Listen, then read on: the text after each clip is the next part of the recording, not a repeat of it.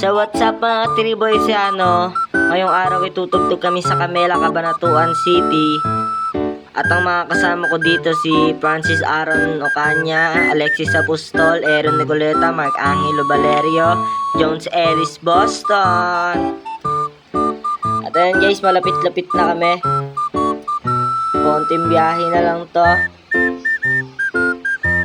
At dito, nakapag-ayos na kami ng gamit. Tinatali na lang para hindi na uumalog-alog pag pumaparada kami.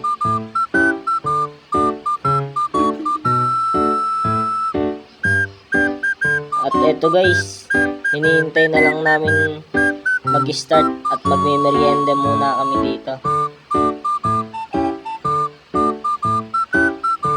Siya nga pala si Alexis Apostol. Cute siya, di ba? At eto guys, nagme-merienda kami. Mamaya-maya tutugtog na rin kami. Paparinig namin sa inyo ang aming tugtugan.